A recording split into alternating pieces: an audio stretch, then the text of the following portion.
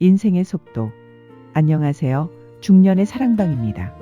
우리는 살아가면서 많은 것들을 경험합니다. 그 중에서 가장 중요한 것 중 하나는 아마도 속도일 것입니다. 우리는 어렸을 때는 빠르게 자라고 싶었고, 청년 때는 빠르게 성공하고 싶었으며, 중년이 되어서는 느리게 인생을 즐기고 싶어 합니다. 하지만 우리는 그 속도를 제어하기가 어렵습니다.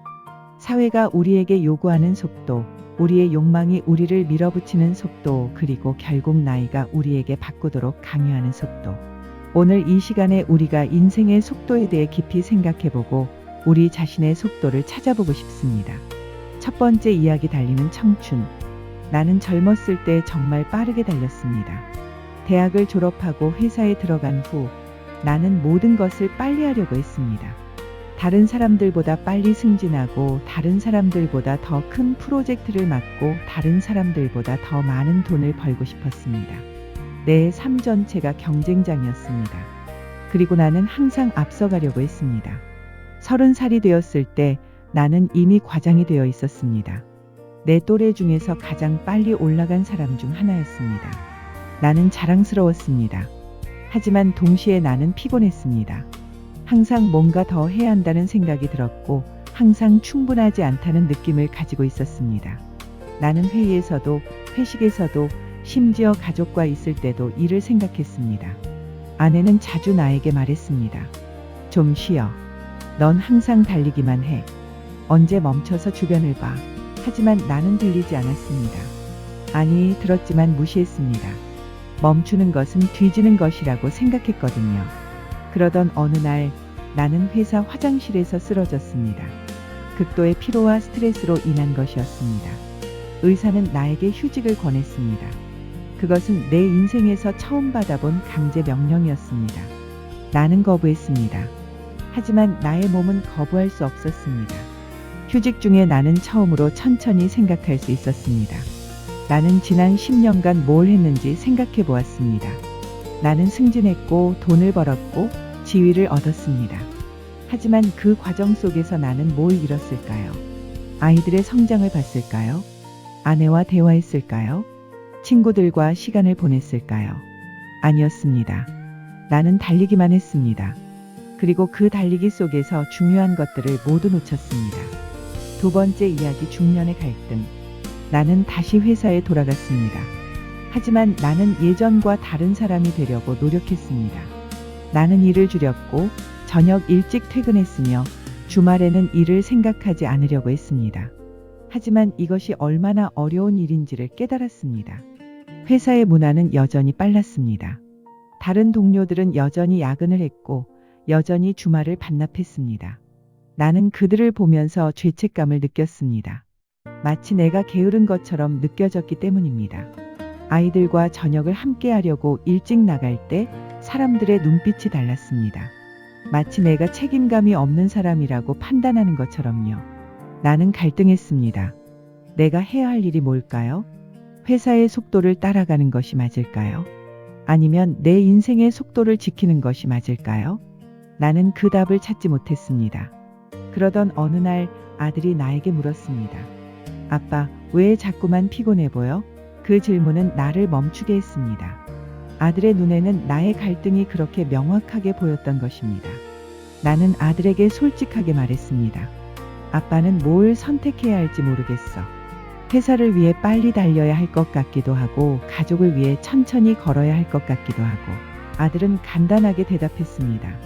아빠, 넌 뭘 해야 할 것 같아? 그게 정답이야. 그 말은 너무 단순했지만 깊은 의미가 있었습니다. 내 마음이 뭘 원하는지 이미 알고 있었다는 것입니다. 나는 단지 그것을 인정하지 않고 있었던 것뿐입니다. 세 번째 이야기, 속도 조절의 배움. 50살이 되면서 나는 속도를 조절하기로 마음먹었습니다. 나는 팀장 자리를 내려놓고 일반 직원으로 돌아갔습니다.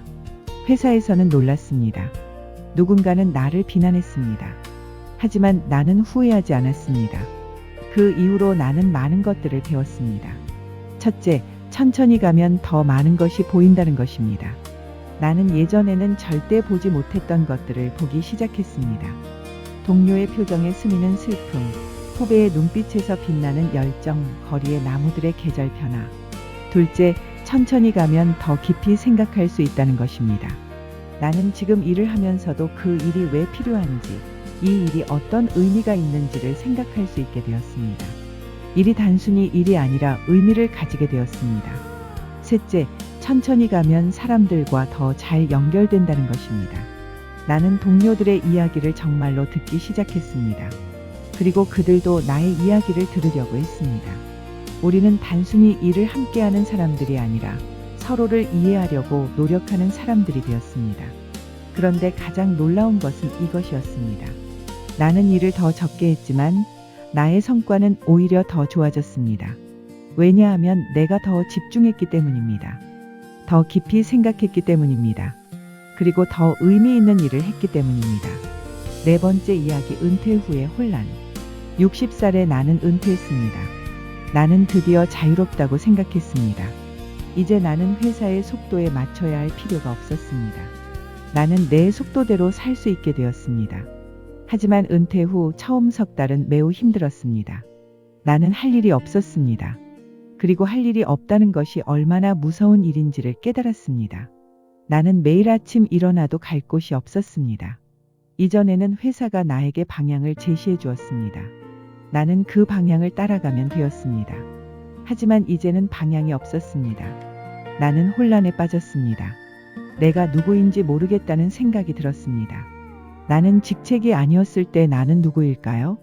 나는 일을 하지 않을 때 나는 누구일까요? 아내는 내 변화를 봤습니다. 뭐가 문제야? 아내가 물었습니다. 나는 대답했습니다. 잘 모르겠어. 내 속도가 너무 느려진 것 같아.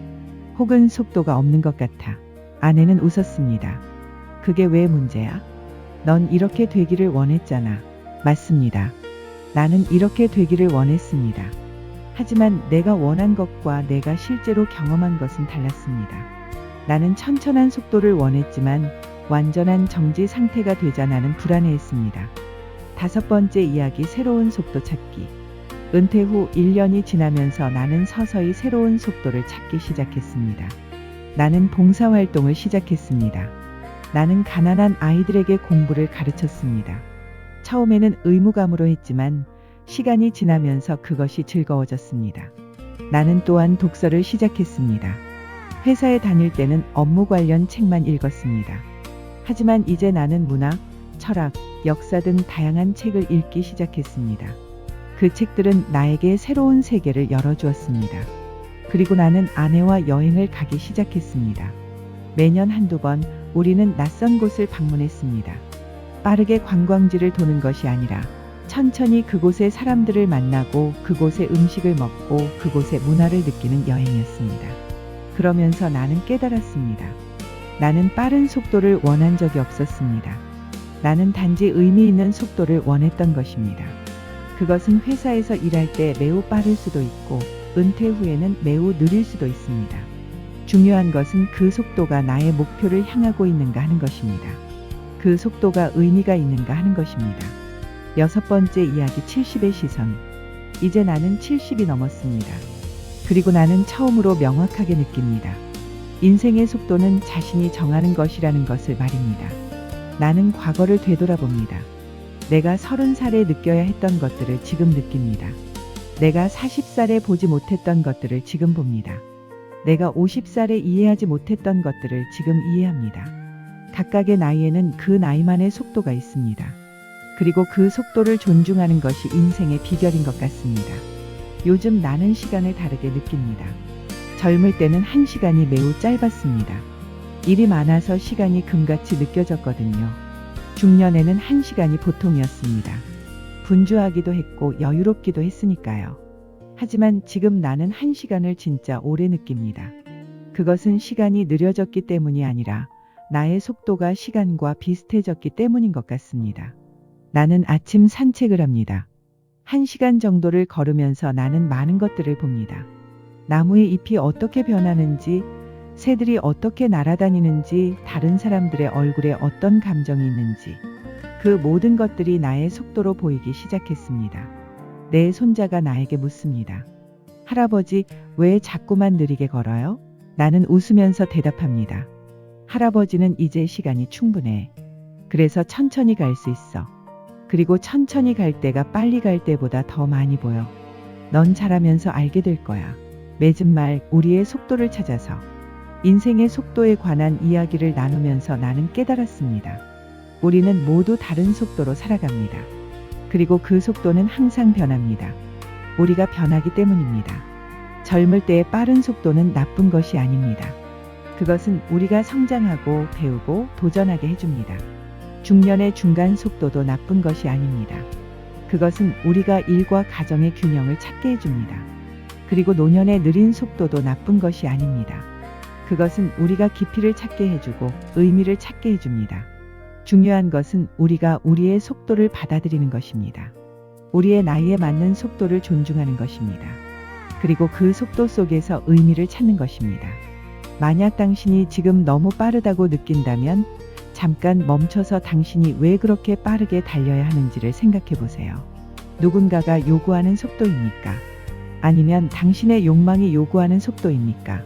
그리고 당신이 정말 원하는 속도는 뭡니까? 만약 당신이 지금 너무 느리다고 느낀다면 그것은 자유일지도 모릅니다.